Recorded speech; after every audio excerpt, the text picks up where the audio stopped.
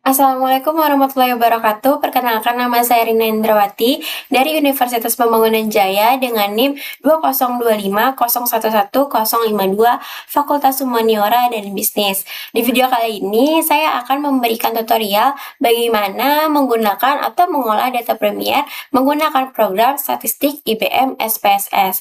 Nah, sebelum kita lanjut ke tutorial, kita ketahui dulu nih jenis-jenis data itu ada dua. Yang pertama data sekunder dan data Premier yang kita mau olah hari ini.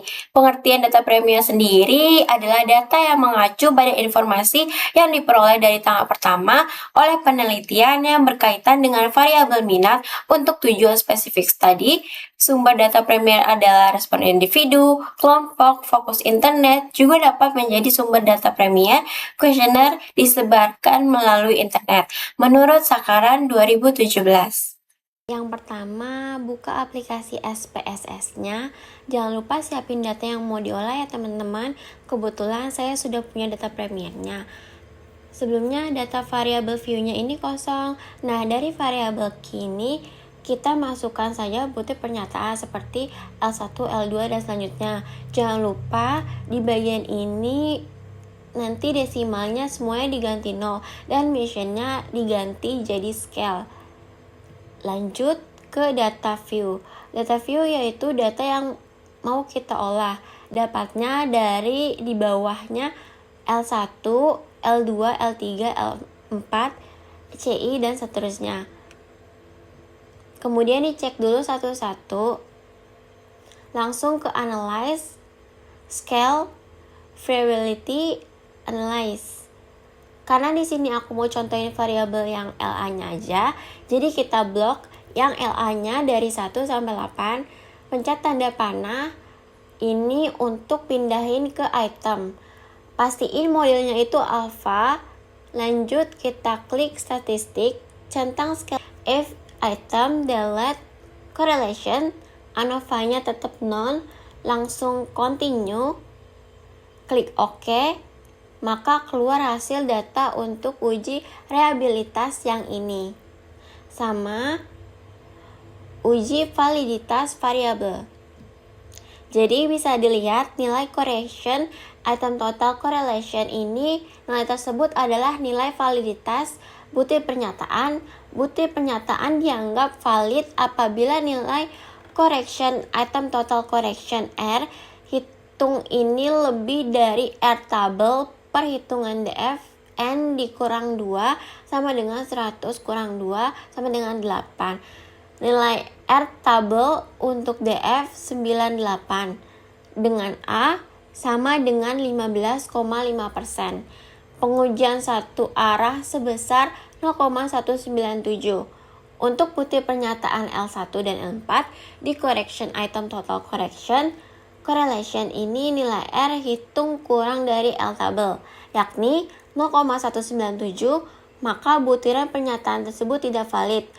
Untuk butiran L2, L3, L4 sampai 8, nilai R hitung lebih dari L tabel, yakni 0,197. Mari kita lihat L2 436, L3 432, L5 427, L6 446, L7 493, dan L8 435.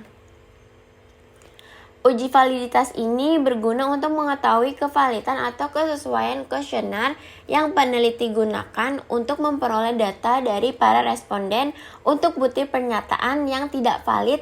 Hal yang perlu dilakukan adalah mengganti butir pernyataan dan pernyataan yang baru, atau bisa juga dengan menghapus butir pernyataan tersebut dalam olah data SPSS. Dilakukan dengan cara yang sama ya teman-teman.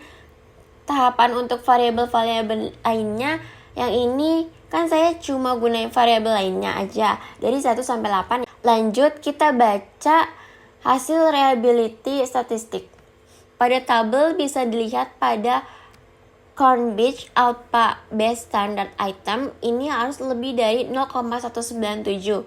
Maka, dapat disimpulkan kuesioner yang digunakan dalam penelitian ini secara keseluruhan bersifat reliable. Secara umum, uji reliabilitas digunakan untuk mengetahui tingkat kontensial kuesioner yang digunakan oleh penelitian dalam menghasilkan data, walaupun kuesioner digunakan kembali di waktu yang berbeda dengan responden yang berbeda. Data ini cuma dari LA 1 dan 8 ya teman-teman. Untuk variabel lainnya itu bisa diuji coba. Oke, kita lanjut untuk pengolah data analis statistik deskriptif. Sebelumnya kita mengolah uji instrumen yang menghasilkan data uji validitas variabel LA dan uji reliabilitas variabel LA. Data yang tadi kita siapin, tapi kali ini variabel penelitiannya memakai skor total dari LA, TC1 dan lainnya. Kemudian di copy, masukkan ke variabel view, desimalnya diganti 0, measure-nya diganti scale.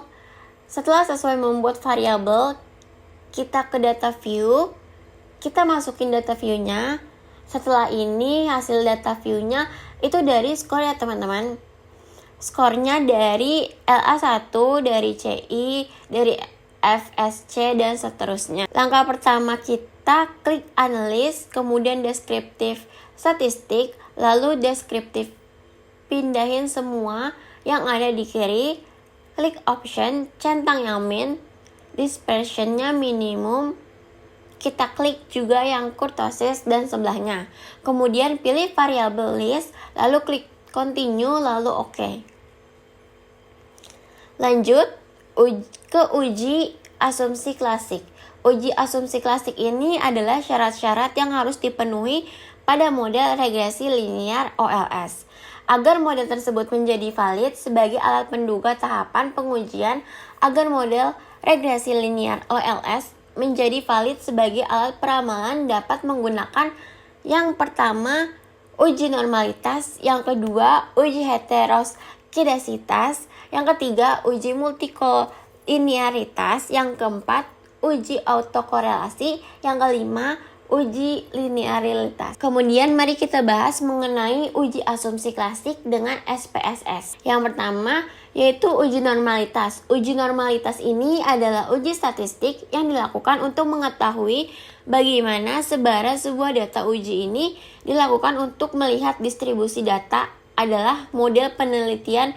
Uji normalitas bisa dilakukan dengan beberapa cara, diantaranya dengan cara uji grafik dan uji Kolmogorov-Smirnov. Selanjutnya kita langsung uji normalitas dengan menggunakan program SPSS ini. Datanya sama, kita ke Y, X1, X2, X3, dan X4. Ini skor hasil yang tadi ya teman-teman. Langsung kita klik analyze, kemudian klik regression, lanjut ke linear. Yang Y ini kita pindahin ke dependent. Yang X1, X2, X3 yang ini kita pindahin ke independent. Lalu kita ke plots.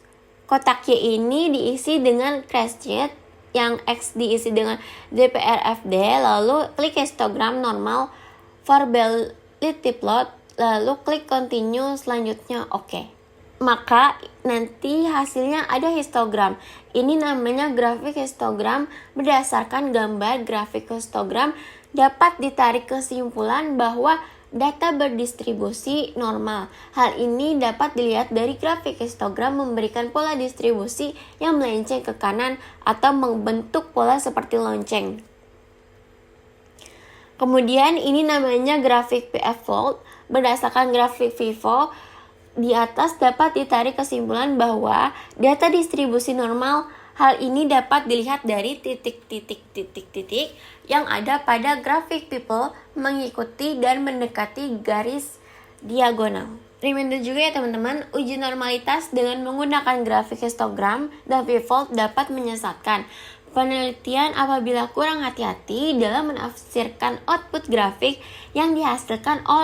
Karena itu, uji normalitas dengan menggunakan grafik perlu dilakukan atau didukung dengan uji normalitas Kolmogorov-Smirnov.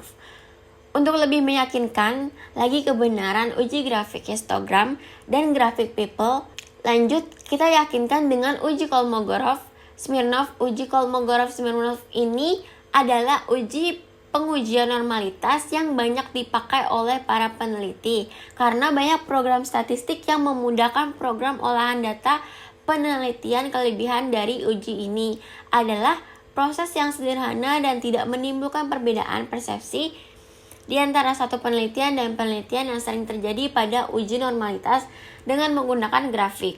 Langkah pertamanya, mari lakukan click analyze, regression, linear. Isinya sama kayak tadi, ke save. Maka nanti akan keluar hasil dari RES1. Kita klik analyze, non-parametric test, legacy, dialog, terus ke one sample KS. Kemudian pilih ini, pindahin ke tes variable list, kemudian kita klik OK, maka dapat dilihat one sample Kolmogorov-Smirnov. Tes ini berdasarkan tabel di sini. Interpretasinya adalah jika nilai asymptotic totalnya ini di atas 0,05, maka distribusi data dinyatakan memenuhi asumsi normalitas. Jika nilainya di bawah 0,5, maka diinterpretasikan sebagai tindakan tidak normal. Dengan demikian, dapat saya simpulkan bahwa data ini data yang tidak normal. Lanjut, kita uji ke heteroskedasitas. Uji ini bisa dilakukan berbagai cara. Yang pertama, uji Gleiser, uji Pak. Yang ketiga, uji Spearman. Keempat, grafik scatter plot. Tapi kali ini aku akan bahas uji Gleiser dan grafik scatter plot saja, karena kedua ini yang paling penting dan yang paling banyak digunakan oleh para peneliti karena mudah untuk dipahami. Mari kita buat uji Gleisernya. Yang pertama, klik analyze, klik regression, klik linear, lalu save, cancel. Abaikan saja outputnya ya teman-teman. Kita langsung lihat hasil variabel baru bernama RES1. Ini klik transform, klik komputer, klik variabel target. Variabelnya RES2, tulis numeric expressionnya ABS underscore res, tanda buka kurung res, underscore 1, tutup kurung.